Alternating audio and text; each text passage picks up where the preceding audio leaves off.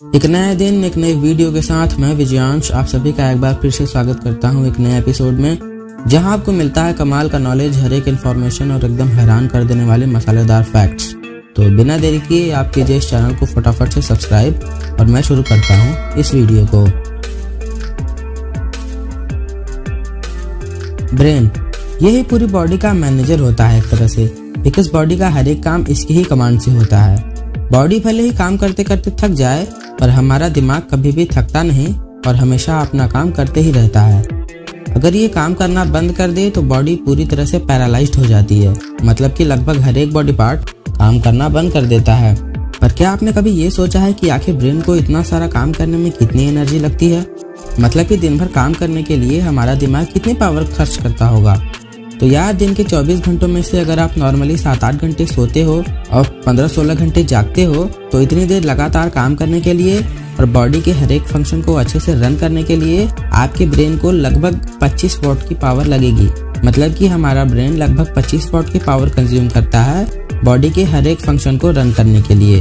और कमाल की बात यह है कि इतनी पावर से एक एलईडी बल्ब आराम से जलाया जा सकता है। मतलब कि ब्रेन जितनी पावर यूज करता है, अगर उतनी पावर यूज की जाए तो एक एलईडी बल्ब को जलाया जा सकता है।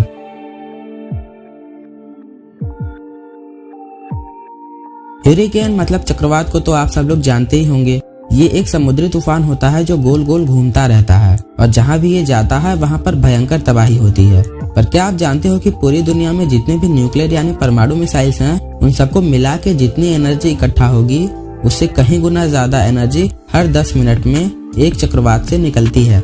मतलब कि एक चक्रवात से जितनी एनर्जी हर 10 मिनट में रिलीज होती है, उतनी एनर्जी पूरी दुनिया के परमाणु मिसाइल्स को मिला के भी नहीं होगी।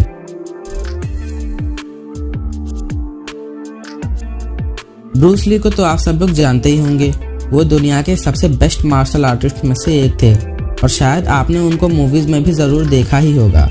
पर क्या आपको पता है कि ब्रूस ली के मूव्स इतने फास्ट होते थे कि जब भी उनका कोई फाइटिंग सीन शूट किया जाता था तो कैमरास को स्पेशली स्लो डाउन किया जाता था ताकि ये दिखाई दे कि उन्होंने कौन सा मूव यूज किया है। नहीं ऐसे तो पता ही नहीं चल पाता था कि उन्होंने कब किक मारी और कब बंदा ढेर हो गया। इसीलिए उनका हर सीन स्लो मोशन में शूट किया जाता था ताकि उनका हर एक मूव अच्छे से दिखाई दे और ऑडियंस को पता चले कि उन्होंने कौन कौन से मूव यूज किए हैं। सैमुअल क्लेमेंस जो कि एक राइटर थे अमेरिका में, वो जिस दिन पैदा हुए उस दिन हेलिस कॉमेट, जो कि 76 साल में सिर्फ एक बार दिखाई देता है, वो दिखाई दिया था। और कमाल की बात यह है कि जिस दिन मरे उस दिन भी हेलिस कॉमेट दिखा था। मतलब कमाल का इत्तेफाक ये हुआ कि इनके जन्मदिन और जिस दिन ये मरे दोनों ही टाइम हेलिस कॉमेट दिखाई दिया था।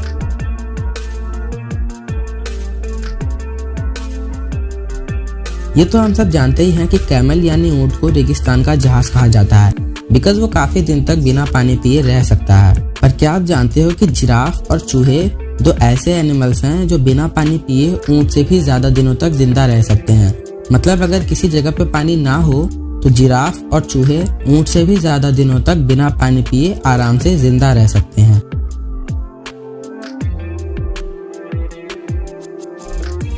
हर इंसान किसी न किसी चीज से डरता जरूर है, जैसे कि सांप, छिपकली, कॉकरोच, बिच्छू एक्सेट्रा।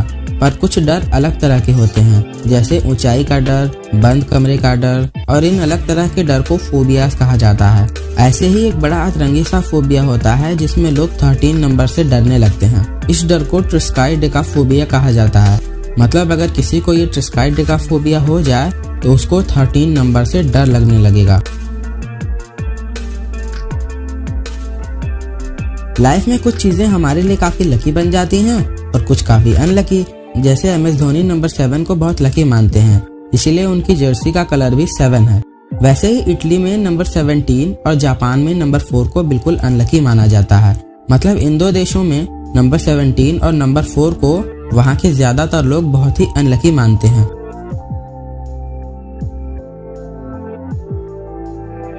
आपने कई साइंस फिक्शन मूवीज में देखा होगा कि कोई बहुत ही हाई सिक्योरिटी खुफिया चीज होती है जो कि किसी एक पर्टिकुलर इंसान की आई स्कैन करने से ही खुलती है।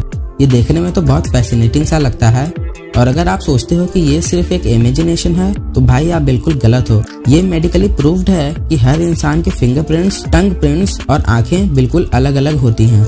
मतलब बॉडी का सब कुछ सेम क्यों न हो, जैसे कि जुड़वा लोगों में होता है, पर उनके भी फिंगरप्रिंट्स, आंखें और जीभ के प्रिंट्स कभी भी सेम टू सेम नहीं हो सकते। ये 3 चीजें हमेशा हर इंसान में अलग अलग होती हैं और इसीलिए इन्हें एक आईडी की तरह यूज किया जा सकता है। फिंगरप्रिंट्स तो आज के ज़माने में आईडी की तरह यूज होता है, पर हो सकता है in future I scan technology भी आए और आई स्कैन भी एक आईडी की तरह यूज किया जाए।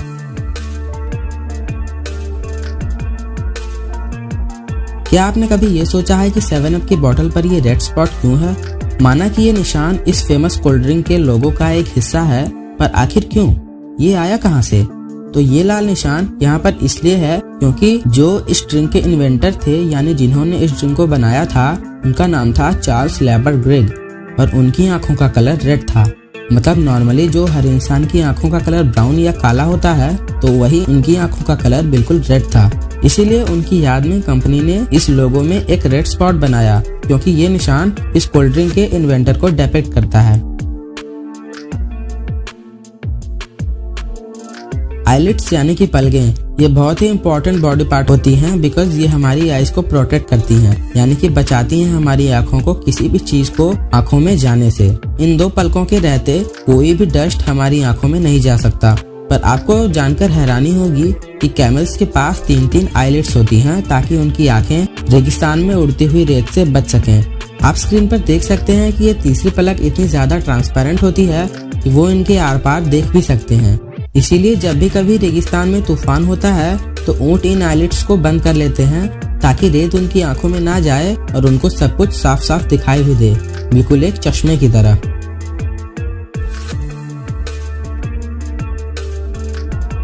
लास वेगस जो कि एक सिटी है यूएसए की, वहाँ पर जो गैम्बलिंग कसिनोज होते हैं, उन कसिनोज में वॉल क्लॉक्स यानी घड़ियां होती ही नहीं। मतलब वो लोग कसिनोज में घड़ी ही नहीं लगाते ताकि वहाँ पर आने वाले लोगों को टाइम का पता ही ना चले और उनको लगे कि वो जस्ट अभी अभी तो आए हैं, और वो लगातार वहीं पर बेट लगाते रहें, खेलते रहें और बिजी रहें।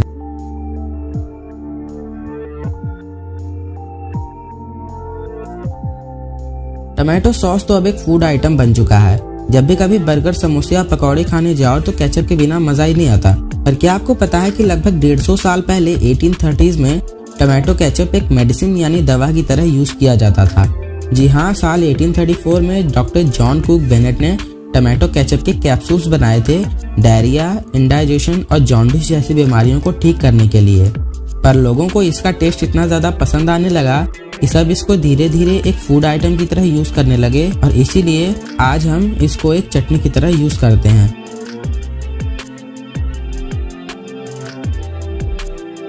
साल 1987 में अमेरिकन एयरलाइंस ने $40,000 यानी लगभग 32 लाख रुपए एक साल में बचा लिए सिर्फ सलाद में से एक ऑलिव को निकालकर। मतलब इस एयरलाइंस में फर्स्ट क्लास पैसेंजर्स के लिए जो सलाद बनता था उसमें से सिर्फ एक ऑलिव को निकाल देने से इस कंपनी के हर साल के लगभग 32 लाख रुपए बच गए।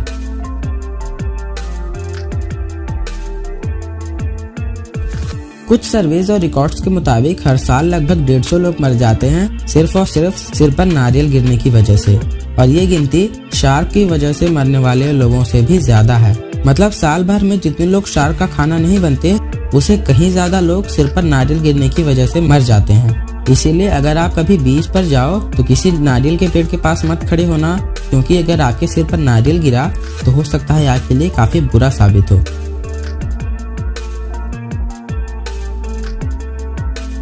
ऑस्कर्स को कौन नहीं जानता, किसी भी मूवी या एक्टर के लिए ये सबसे बड़ा अवार्ड होता है। वैसे तो ये अवार्ड ट्रॉफी मेटल की बनी हुई होती है, पर क्या आप जानते हो कि वर्ल्ड वॉर 2 यानी दूसरे विश्व युद्ध के टाइम मेटल मिल पाना बहुत ही मुश्किल हो गया था, बिकॉज जितना भी मेटल था उसको सारी कंट्रीज लड़ाई के हथियार यानी वेपन्स बनाने में यूज करने लगी थी। इसीलिए नॉर्मल यूजर्स के लिए मेटल बिल्कुल ही रेयर हो गया था। इसीलिए उस टाइम पर जब ऑस्कर्स हुए और जिन जिन लोगों ने ऑस्कर्स जीता उनको प्लास्टर और लकड़ी की बनी हुई ट्रॉफीज दी गयी। मतलब उस समय ऑस्कर्स ट्रॉफी लकड़ी और प्लास्टर की बनी हुई थी। हाँ, पर बाद में जब पूरा विश्व युद्ध खत्म हो गया और सब कुछ सेटल हो गया, तब जिन जिन लोगों ने उस टाइम पर ऑस्कर्स जीता था उस टाइम ऑस्कर्स वालों ने उन्हें वापस से इनवाइट किया और एज अ रिप्लेसमेंट उन्हें मेटल की बनी हुई ट्रॉफी बदल कर दे दी। तो इसी के साथ एक और एपिसोड पूरा हुआ। अगर वीडियो अच्छी लगी और कुछ भी नया जानने को मिला तो वीडियो को लाइक कीजिए। ऐसा ही कंटेंट बार बार देखने के लिए चैनल को सब्सक्राइब कीजिए। कौन सा फैक्ट सबसे अच्छा लगा कमेंट्स में जरूर लिखिए। मैं मिलता हूँ आपसे नेक्स्ट वीडियो में। तब तक आप अपना ख्याल रखिए, खुश रहिए और अपना ज़रूरी समय मुझे देने के लिए thank you very much. Bye.